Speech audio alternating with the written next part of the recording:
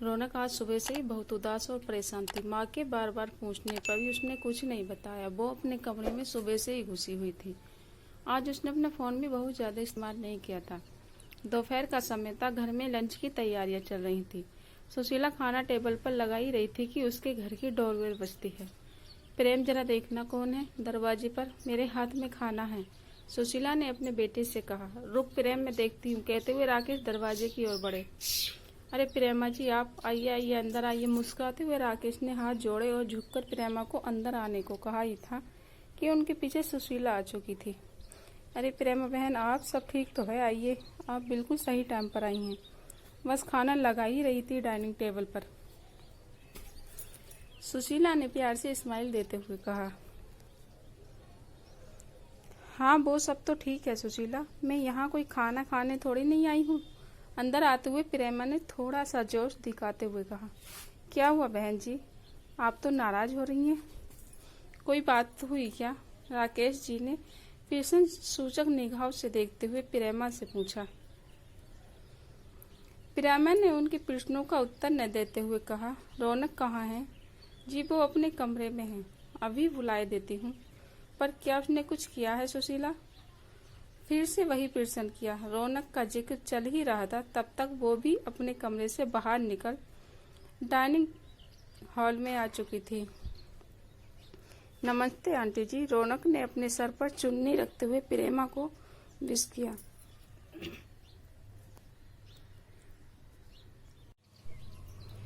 नमस्ते तो ठीक है रौनक, ये बताओ तुम कल से सूरज से बात क्यों नहीं कर रही हो और अपना फोन क्यों बंद करके बैठी हो?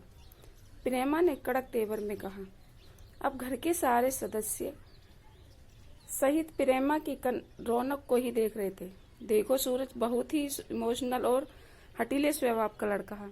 अगर तुम दोनों के बीच कुछ हुआ है तो तुम अपनी ओर से सॉरी बोल के रफा दफा कर दो।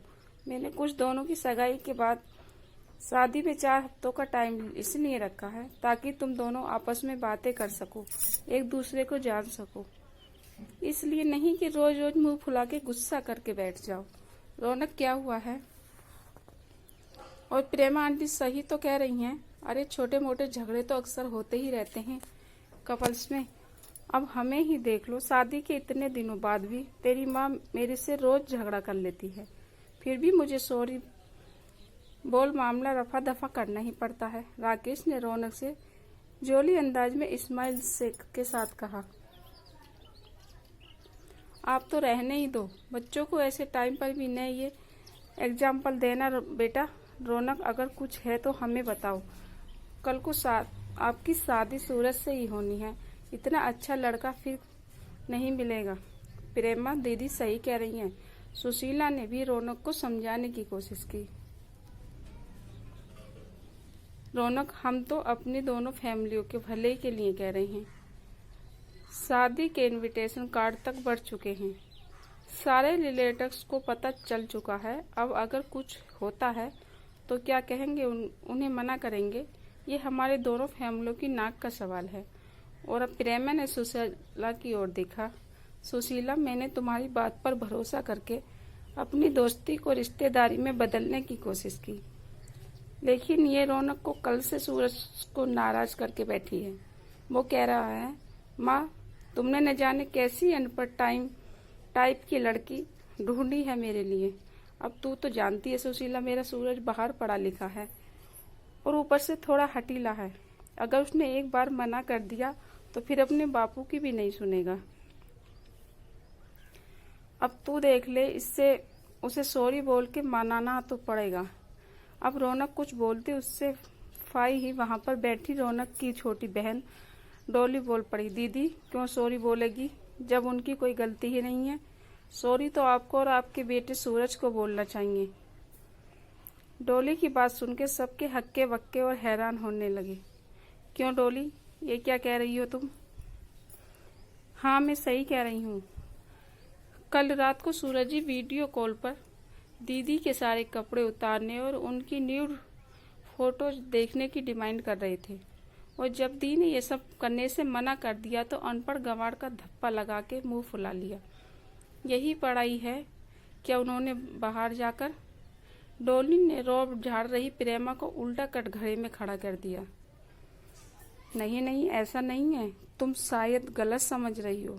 वो क्या है कि सूरज जरा मॉडल टाइप का लड़का है, वो बोल दिया होगा, इसमें कौन सी बड़ी बात है। और वैसे भी आजकल तो ये सब नॉर्मल हो गया है। सोशल मीडिया के ज़माने में प्रेमा ने झूठ मूठ की सफाई देकर अपने बच्चे को बचाने की कोशिश की। अभी तक शांत और माँ के गले लग गई थी।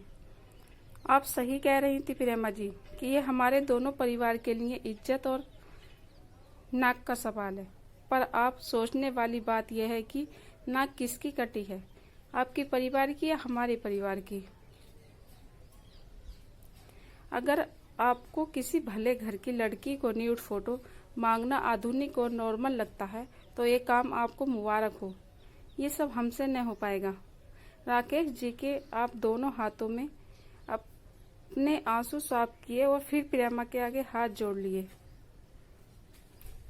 प्रेमा, तू सब कुछ जानकर भी अनजान बनते हुए मेरी बेटी से सॉरी बोलने के लिए यहाँ तक चली आई। पर कोई बात नहीं, मैं तेरे घर तेरे बेटे की इस हरकत पर यह भी कहने नहीं आऊंगी कि तेरा बेटा मेरी बेटी के आगे सॉरी बोले, क्योंकि इतनी संकीर्ण सोच रखने वाले इंसान को मैं अब दोबारा देखना भी पसंद नहीं करूंगी। अब तुम जा सकती हो। प्रेमा अब कुछ बोलने लायक ही नहीं रही थी। वो अपना समूह लिए चुपचाप वहां से जाने लगती है। राकेश और सुशीला अपनी बेटी को गर्व से सीने से लगाते हुए कहते हैं, ऐसा पढ़ा लिखा होने से अनपढ़ गंवार होना ही लाख गुना अच्छा है।